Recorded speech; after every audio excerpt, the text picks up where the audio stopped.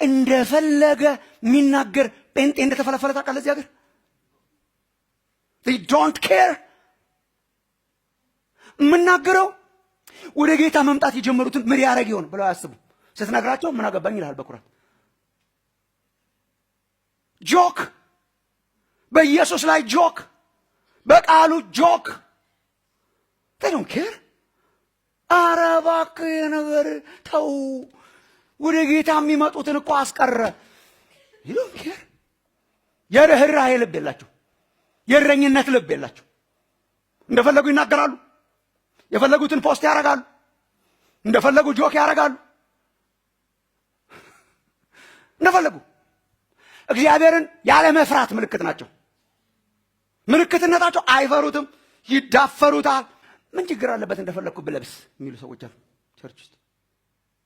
ምንም ጥቅስ ልጥቀስልህ ምን ችግር አለ? እንዴት ክርስቲያን ምን ችግር አለው ብሎ ይኖራል? ምን ችግር አለ? ተሰናከለ አልተሰናከለ እችን ቃል ትላታለህ በኋላ አባቱን ስታገኘው ሰው ምን ማለት ነው? ምን ችግር አለ? ምን ችግር አለ? ታላቅ ማለት ማን ነው? ምን ችግር አለ ለፈለኩ ብለብስ የሚለው ሳይሆን መልበስ ወደ እግዚአብሔር ማያስጠጋኝም ከእግዚአብሔር ማያርቀኝም።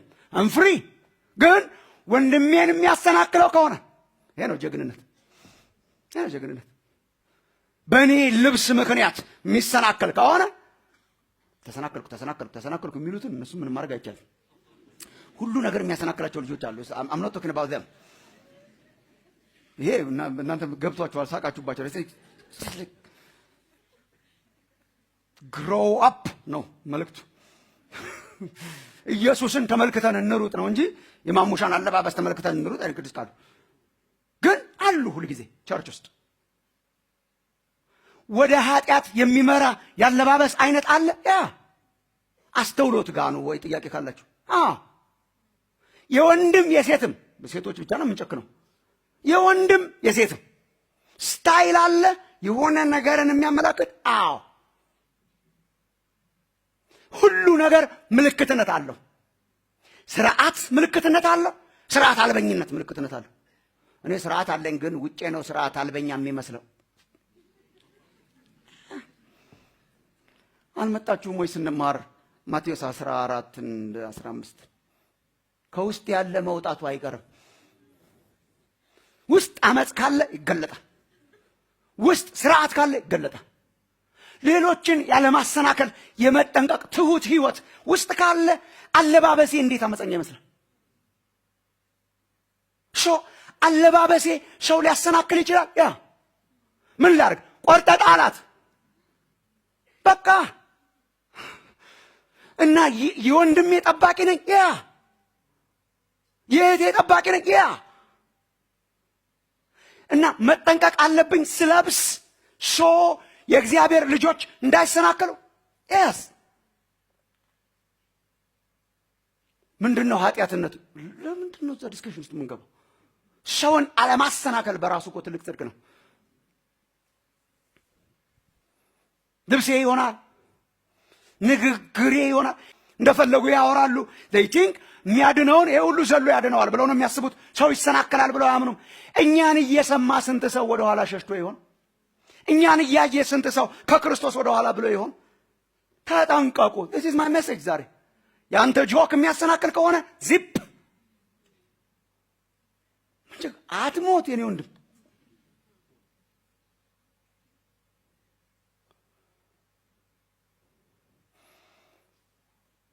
ኃጢአትን ለሰዎች የሚያቀሉ አይነት ወሬ የሚያወሩ ሰዎች ቸርች ውስጥ እንዳሉ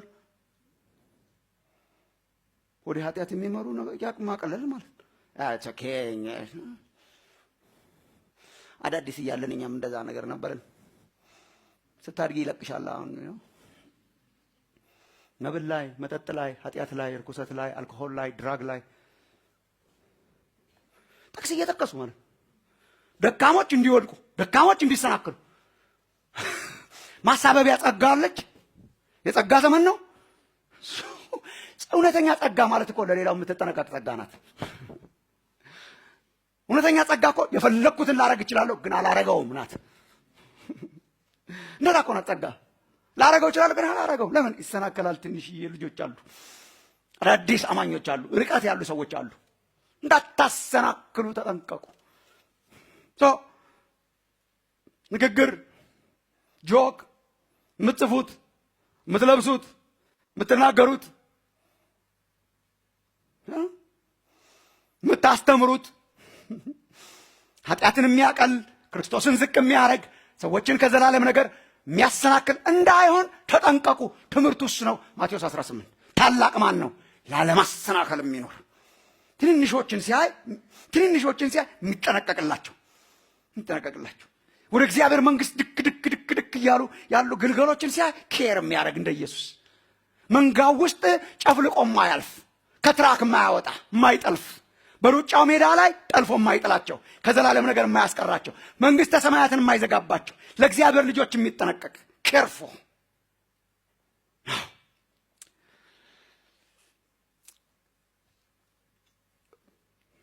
ይቅርታ ስለ እንግሊዝኛው ዋይ ብላችሁ እንደሆነ ዋይ በእንግሊዝኛ ሳይገባ አይቀርም። እና ሲሪየስሊ በቃ ሰው ላለማሰናከል ልኑር። ለምን? ምክንያቱን ልንገራችሁ። ምክንያት ላይ ያተኮረ ነው። ሞቲቬሽን ላይ ያተኮረ ነው። ዶንት ንግግርህ ለሰው ኃጢአትን የሚያቀል አይነት ነው፣ ተዋው። ምክርህ ሰውን ከክርስቶስ ጎዳና የሚያወጣ ነው፣ ተዋው። አለባበስህ፣ አነጋገርህ፣ አኗኗርህ ሰውን የሚያሰናክል ነው፣ ተዋው። ከሩጫ ሜዳ ሰዎችን ሊያሰናክል የሚችል ምልክት ታይበታለህ፣ ተዋው፣ ታየው። ለምን?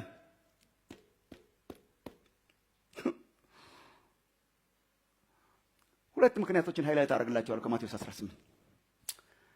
እነኚህ ምክንያቶች ናቸው የእግዚአብሔርን ፍቅርን በጣም ያስረዱኝ። እነኚህ ምክንያቶች ናቸው ላለማሰናከል እንድኖር ያስፈሩኝም እነኚህ ናቸው፣ ያስደሰቱኝም እነኚህ ናቸውና ስንወጣ ፈርተንም ተደስተንም ብንወጣ በጣም ደስ ይለኛል። እንዴት አድርጌ እንደማጋባባችሁ አላውቅም። ተጠንቀቃንም ግን ተደስተንም እንዳታሰናክሉ ልጆችን። ዋይ ልጆቼ እኮ እንደዚህ ናቸው ነው ንግግሩ። ልጆቼ እኮ እንደዚህ ናቸው ስላለ ደስ አለኝ። በሌላ በኩል ደግሞ እንዳታሰናክል ተጠንቀቅ የሚባለው ሰውዬ እንዳልሆን ያስደነግጣል። መጀመሪያ የታናናሽ መሳዮችን ዋጋ ይነግራቸዋል ኢየሱስ።